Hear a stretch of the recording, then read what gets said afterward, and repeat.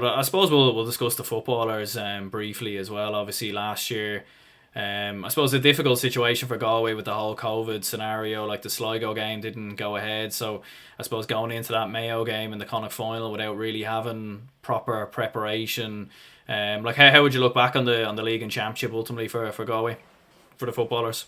Yeah, before the COVID, everyone was tipping them like to knock Dublin off their pinnacle, when they were going. I think they might have won 5 or 6 games or something. They were doing really well in the league, but then obviously COVID came, and that kind of they didn't really get back to that. But as you said, like they had no match against Sligo, and I think Mayo could have had two. Did they have two against maybe Leitrim and Leitrim or Roscommon? Roscommon, yeah. So they had they had a good test, and then that Mayo match, it was tough. It wasn't too. There was only was the 3 points in the end. I think the Mayo won by, but there wasn't much. Considering Galway didn't have a match. Obviously their main players, Shane Walsh is exceptional. If you get him on, he's just so quick and so intelligent. He can score off the left and right. He's kind of like Ronaldo, like of football. He can make anything happen. Like just try and get him on the ball as fast or as much as he can. Damien Comer, he's very hard stopping the full forward line there.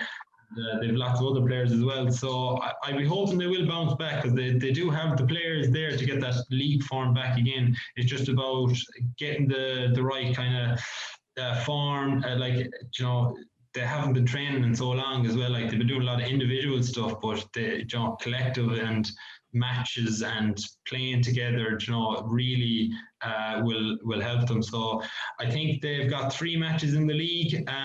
Hopefully they'll probably test out a lot of players, I am sure, as well as all the rest of them. So, and I don't think once they've the 3 matches played, does it go to a quarter final, or is it kind of do they go straight into the championship? It's basically like a semi final. So if they finish in the top two, they'll go into a league semi final. If they finish in the bottom two, they'll go into a relegation playoff, basically. Yeah, well, I suppose so. It is. I thought it mightn't. I thought the league was kind of. It mightn't have been that important, but I suppose when you look at it like that, it's fairly. They need to be. You'd want to be winning your games. They're not just kind of glorified challenge matches. They probably want to be winning. So yeah, I suppose they're competitive games. As I said, I hope they just get back to get the team that, like, they've got 2 Dailies there, John and Michael Daly from Montpellier there, and I'm sure they brought in a good few lads there from other clubs and stuff like that, younger lads. So yeah, I hopefully they'll do well. They've got the team there, and I just hope. Yeah, who did they have in the first round of the Connacht? Then is it Sligo? Is it? I believe it is Roscommon. I believe Roscommon. Yeah, so that'll be an interesting one, Ari. Yeah, it's like Roscommon. You always write them off, but they always get to They always the find a Connacht way. Yeah. final. Yeah, yeah. So they're kind of they're like Tip, I suppose, when you say in the hurling there. Yeah, you couldn't write them off. Like so, that'll be a difficult one. Like, 'cause, Roscommon aren't. You always think, oh, we'll breathe past Roscommon, like, but they're tough. They're a tough team, and especially if it's in Dr. Hyde Park as well. That's kind of their stomping ground. So yeah, it'll be hard for them. But I think if they get through the hard matches, they might have if they get on a good kind of a roll, let's say, and a bit of momentum, and get the right players kind of firing, scoring in all the 6 forwards. Let's say if all the 6 forwards are contributing to the scoreboard, I think they're in with a right chance, I think. Absolutely, yeah. Like, and I suppose when you see the success of Corofin, like, as well, like, obviously in the past couple of years, like, does that give you confidence as well that it is like the potential is there? Like, you obviously have a club there in Corofin that were winning all Irelands year after year, winning Connacht titles. So I suppose is that the benchmark that it's there for yourselves for the intercounty team. Yeah, and I think the Corofin team are bringing up the standard of club football in Galway. So, like, the actual players, if they're playing Corofin, if they're playing the quarterfinals, semi-finals, the actual standard of the club championship in Galway has been risen because Corofin have been so dominant. Everyone wants to kind of knock them off the pearl, and credit to Montpellier last year. They eventually did it, but they just couldn't. John Mike Cullen won out the county final then in the end. But all them Corofin players are definitely helping the whole of Galway, but they're obviously helping the Galway team there. And I think like you've Jason Leonard, Dylan Wall. I don't think Ian Burke is in there, but like you've Ronan Steed. So there's a good few, and Liam Silk as well. So there's a good few Corofin players actually in it. And the under 20s as well won the All Ireland, I think, last year there, the Galway under 20s. So was that against Dublin? That was against Dublin, unfortunately. Yeah. I won't rub it in. No, I'm not rubbing it in or anything. So yeah, but that was another jump. It was a big achievement for Galway as well. So I'm sure a lot of them under 20s are called up to, let's say, a development panel or the actual panel, and they might get a few of them might get a run out there for maybe 10 or 15 minutes in one or two of these league games that are taking place soon enough. So there's definitely the ammunition there for Galway in the football side of things. It's just about getting the best players into the best positions. And as I said, like I think to any kind of, like, you look at Dublin, like any of their six forwards can score. Like, you can't kind of leave one forward and say, right, he won't do much damage. We'll leave Niall Scully off. He's not going to do much damage, or Dean Rock or whoever it may be. All of them can score. So I think Galway need, like, they've got Shane Walsh, you've got Damien Comer, you've got Michael Daly, if Ian Burke was playing, Jason Leonard, they've got loads of forwards that can score. It's just about kind of fitting them like a jigsaw, just try and get them into all the right places. And they're definitely in with a big shout. Absolutely, yeah. Like, and I suppose obviously Galway under 20s beat the Dublin under 20s, but I suppose the Dublin seniors have been very dominant, obviously, over the past couple of years, six in a row. Like, obviously, like you were saying earlier, like Galway were tipped as probably one of the teams maybe to beat the Dubs, maybe going into 2020 originally. How would you see Galway going up against Dublin this year if you were to meet in the championship maybe at some point? I'm not sure how it's going to ultimately work, but if you were to meet them in a final or a semi-final, how do you reckon you would fare against them? I think they thrive on it. I think Pádraig Joyce would absolutely, and I think any, well, maybe in some of the Leinster clubs wouldn't relish the chance to play them, because they might lose by, no disrespect to any of them, like, but they might lose to 10 or 15 or 20 points. But I think the likes of Galway would, because they haven't played them. I don't know when the last time they've actually played, but I think it'd be a good game, and I think Galway would be all guns blazing if the game was on in Croke Park, it was on in maybe somewhere in Tullamore, Port or something. It'd be a right humdinger, and I think Galway would give them a good game because Dublin haven't played them in such a long time. So Dublin have played Mayo so many times. Kerry, maybe they played them a load of times as well, but Galway, they haven't actually played them in championship in so long. So I think if they did meet, I think Galway would give them a good shout, and hopefully that it will come to fruition. But we'll have to wait and see, I suppose. Well, Galway have to get it over probably Roscommon first, and then probably Mayo, and they're not easy matches for sure. So we'll see how it goes. Yeah, absolutely. Like, I suppose Mayo have certainly kind of turned you over, I suppose, once or twice, obviously, last year as well. Like, what have you even made of them, kind of make of them kind of coming back last year as well? Like, obviously, they look like a team that I think a lot of people wrote off going into 2020, but made the final in the end. Yeah, it's strange enough. Like they were kind of saying, the Mayo lads are getting too old there, and there was a lot of youth, and they'll take them a lot of time to get up to the pace. But you had young Conroy there, you had the Michael Moore or Matty Moore at wing forward, you had Owen McLaughlin at wing back. Oisin Mullen cornerback.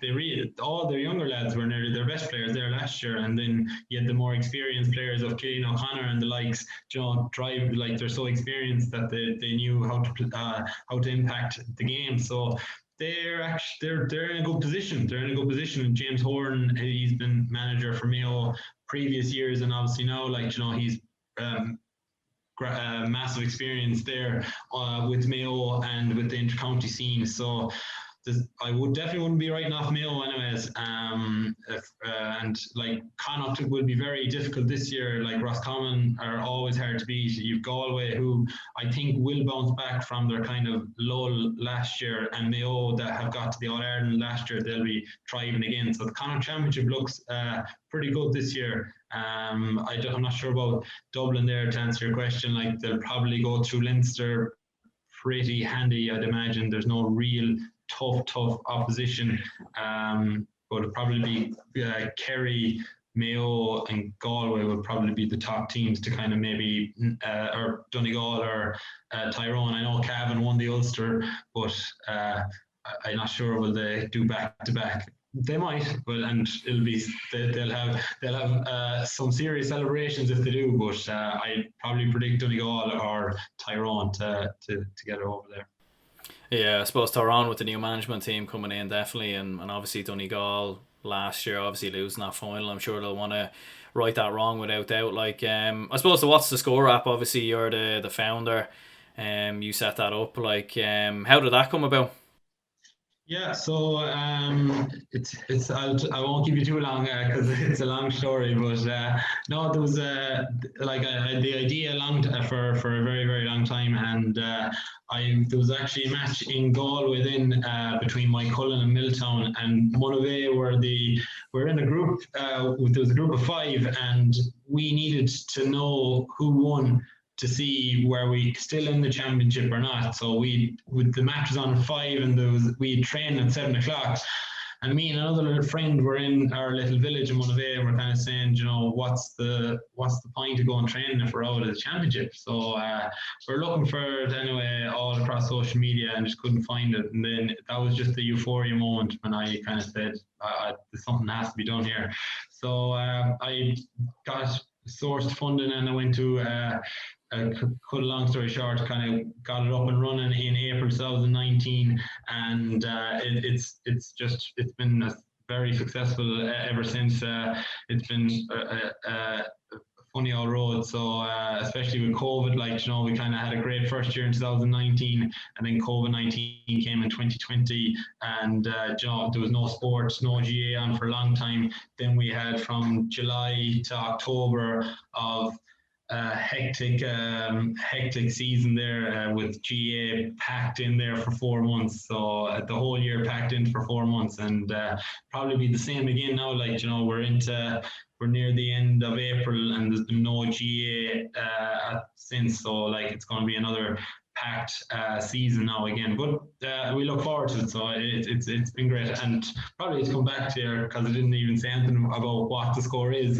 What the score is, it's a real-time live score media application. So it's for GA clubs. We provide a simple clickable solution for updating games. So instead of typing out, let's say Aaron is after scoring the second point in the match, the score is now 2 points to 1.